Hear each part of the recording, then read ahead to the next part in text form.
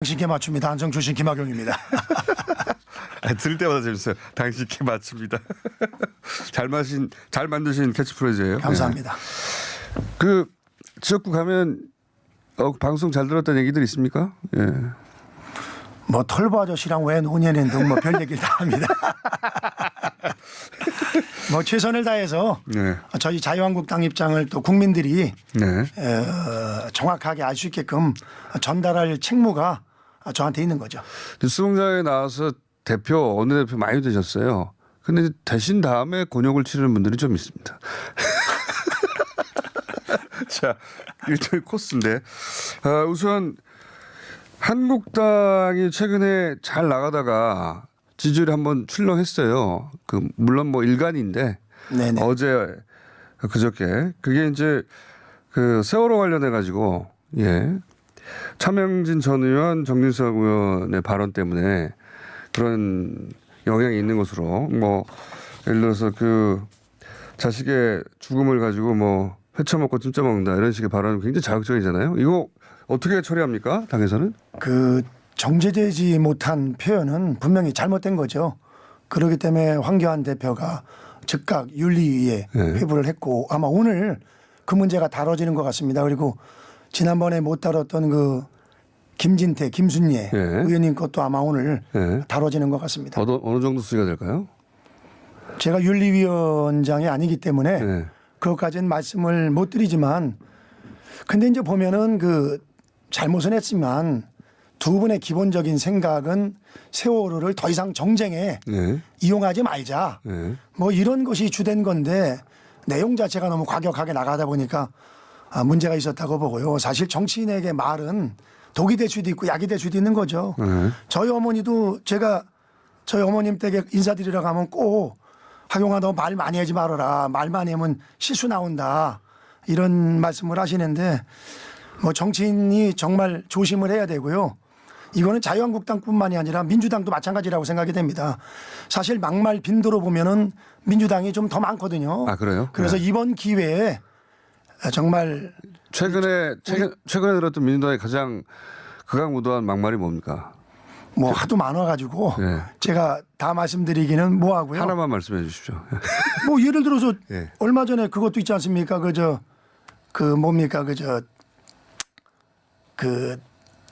김경수 지사 1심 재판 끝났을 때 민주당에 책임 있는 세 분이 사실은 거의 막말 수준으로다가 그 법조계를 그야말로 겁박하는 그런 발언을 하신 적도 1심 있죠. 판결에 대해서 저희 정치권에서 그런 자정 노력을 좀 해야 된다고 보고요. 사실 저도 다혈질이라 가끔가다 말실수를 하거든요. 그래서 항상 여기 김어준 나올 때마다 조심하십니까? 항상 말실수하지 말자, 말실수하지 말자 이렇게 다짐을 하고 나옵니다. 말려들지 말자 이렇게. 예, 그것도 물론 하고 있습니다. 네. 차명진 전 의원하고는 가깝지 않으십니까? 다 가깝죠.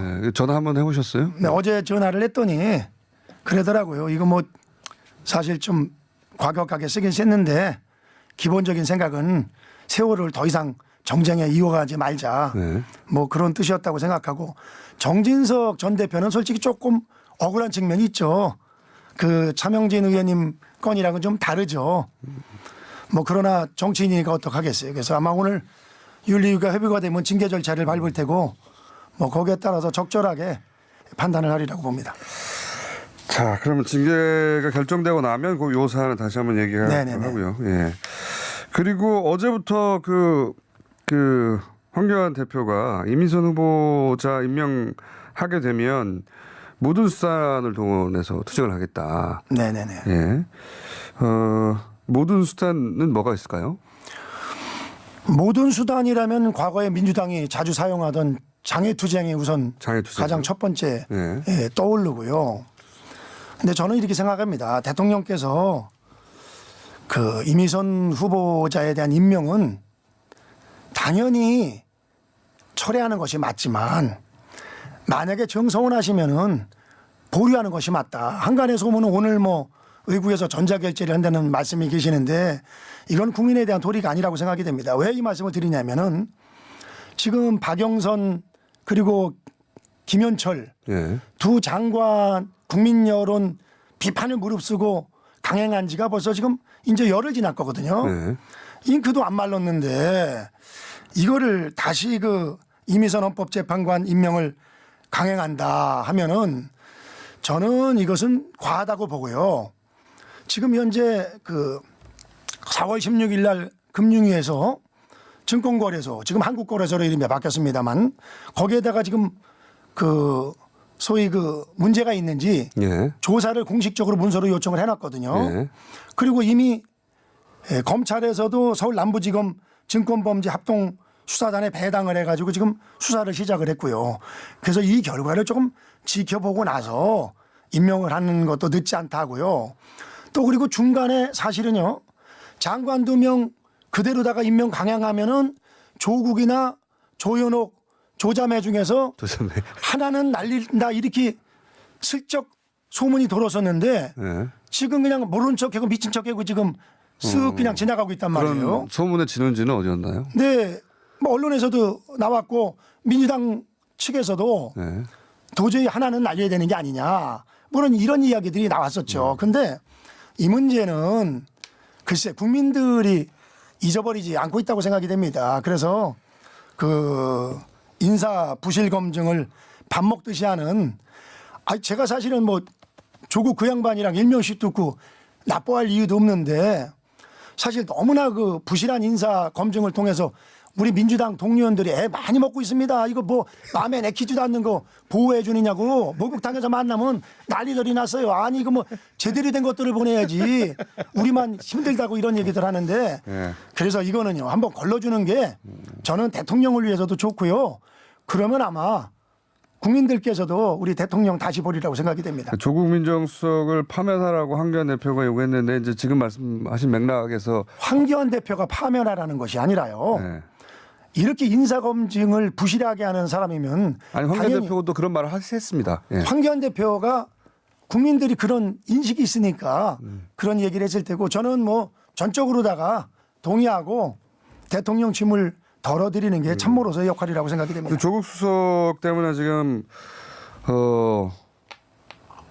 망하고 있는 겁니까? 말하자면 문재인 정부가 여러 가지 면에서 망하는 거는 아니지만 어려움이 처하고 있다. 문재인 정부의 소위 도덕성에 계속 흠집이 나고 있는 것만은 부인할 수 없는 그럼 현실이죠. 그게 자유한국당의 정권 교체에 도움이 되는 거 아닙니까? 정권을 가져오는. 뭐 일부 도움이 되고 있습니다. 그러면 조국 수석이 계속 일해야 되는 거 아닙니까? 우리를 위해서는 그렇지만 조국을 위해서는 조국이 물러나야죠. 아니 그렇게 망치고 있으면 조국 수석 가만 계속 있으라고 해야 되지 않을까요? 정치에 있는 사람이 우리 당만 생각하면 안 되죠. 국가를 걱정해야 되니까 좋은 분들이 장관으로 오셔서 국민을 대신해서 열심히 일할 수 있게끔 하는 것이 우리 야당의 도리라고 생각을 합니다. 아니 그 조국 수석이 그렇게 계속 정권 교체의 가능성을 높이면 계속 일하라고 하시죠. 예. 가까우세요 두 분이? 가깝지는 않은데 가깝지 않으면 그냥 그만두게 자유한국당 놔두세요. 입장에서는 계속 이래서 망가뜨리는 게 좋잖아요. 그러면 자꾸 간두라고 하십니까? 자, 그건 그렇고 그 외에 또 이런 사안도 있습니다. 갑자기 불고 나온 건데 불거져 나온 건데 네네. 박근혜 전 대통령 사면이 아니라 석방이죠. 예, 박근혜 대통령이요. 사면은 안 되고 형 집행 정지를 해달라. 그래서 예, 예. 석방해야 한다. 이게 그 자유한국당 전체적인 의견입니까? 아니면은 황교안 대표를 비롯해서 몇몇 분이 그렇게 생각하는 겁니까? 거의 대부분의 의견이라고 생각이 됩니다. 아, 그리고 그래요? 저도 네. 전적으로다가 네. 그 동의합니다. 저는 뭐 제가 말씀드리는 게 떳떳합니다. 왜냐하면은 공정장도 하다시피 저도 뭐 네. 소위 비박으로 찍혀서 네. 고생을 했던 사람이고, 친박이 아니시니까. 예 그리고 솔직히 박근혜 대통령을 2번 열심히 도왔는데도 이쁨을 받기는커녕 미움만 잔뜩 받은 사람입니다만 그럼에도 불구하고 지금 벌써 한 750일 됐죠.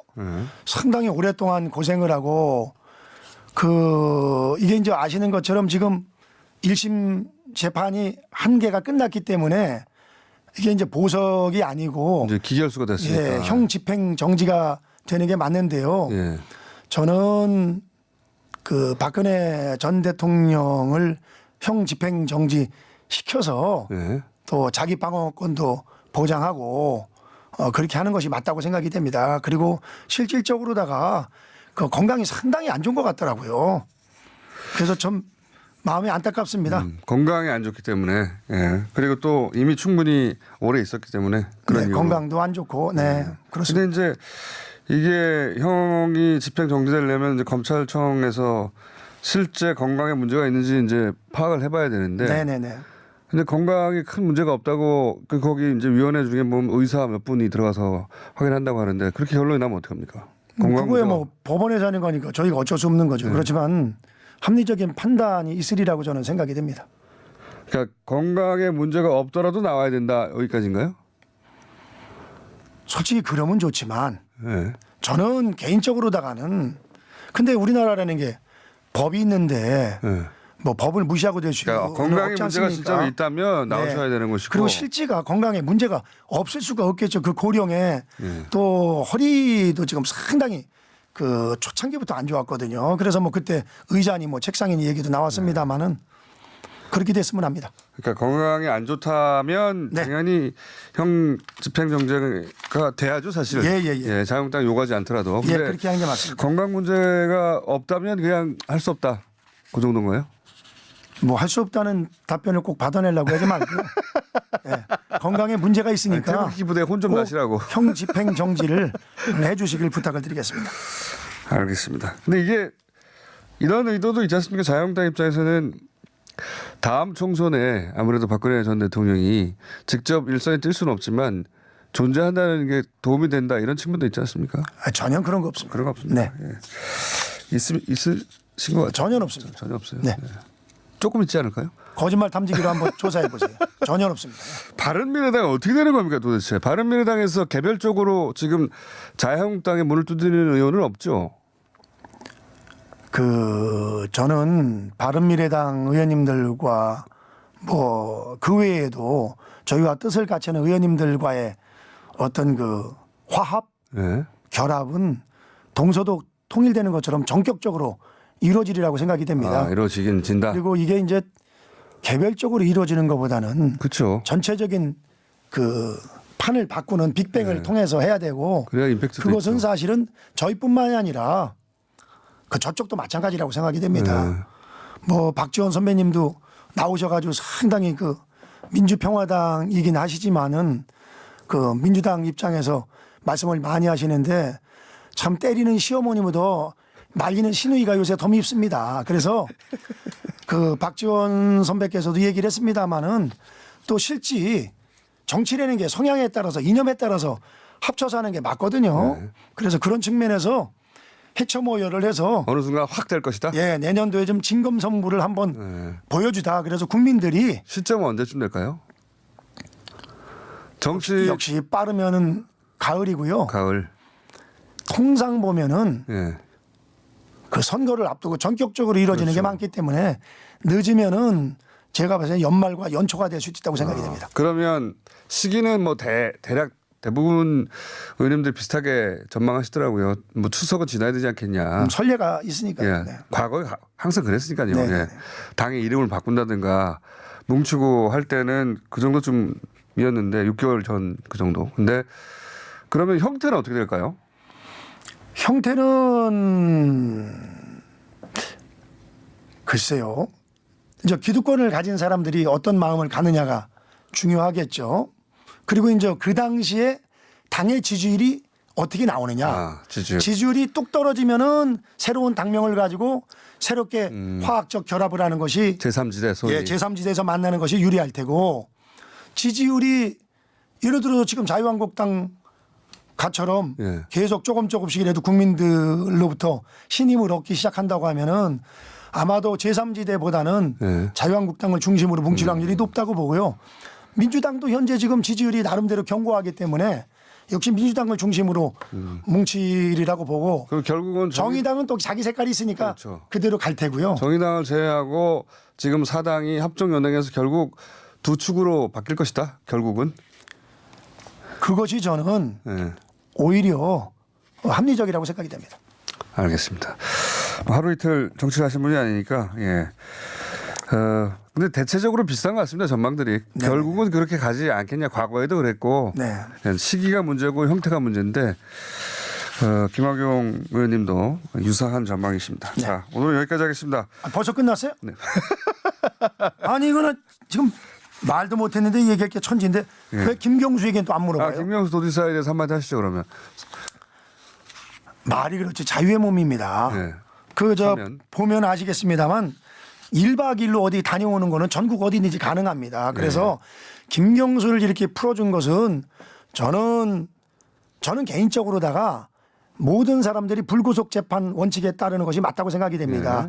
근데 이런 경우는 특수하거든요. 왜냐면은 1심에서 증거인멸의 우려가 있어서 법정 구속을 시켰는데 지금 상황이 정황이 아무것도 안 변했는데 이렇게 77일 만에 풀어주면은 앞으로 드루킹 관련해서 법정에 나와서 이야기할 사람들이 과연 제대로 이야기를 할 수 있겠냐. 그리고 정권 최고 실세가 나왔는데 그 눈치를 안 보겠냐. 알겠습니다. 그리고 뭐 말이 그렇지 1박 2일 대한민국에 1박 2일 안에 못 갔다고 제가 어디 있습니까. 그래서 저는 이 재판은 공정한 재판을 포기한 것이 아니냐 이런 생각을 가지고 있는데 저는 요새 운칠기삼이 얘기 들어보셨어요? 요새 운출기삼은 뭡니까? 옛날에 고스톱 칠 때 운칠기삼이 생긴 말인데 요새는 재판에 있어서 운칠기삼입니다. 판사가 어느 이념 성향 판사가 걸리느냐가 재판 결과를 좌우한다. 김경수 도지사 재판부는 보수적인 성향으로 좀 알려져 있지 않습니까? 근데? 아니죠. 아닙니까? 1심은 그랬고요. 2심은 이제 지금 재판장이 현재 지금 그 사법농단의 그 참고인 신분으로 돼 있고 그리고 주심 판사가 바뀌었죠. 주심 판사가 바뀌어가지고 이번에 바뀌신 분이 우리법 연구회 출신인데 저는 속단하지 않습니다. 왜냐면은 사법부를 저희가 계속 이렇게 의심을 하다 보면 정말 이 나라가 갈 데가 없어집니다. 그래서 사법부가 현 저는 정부의 눈치를 봤다.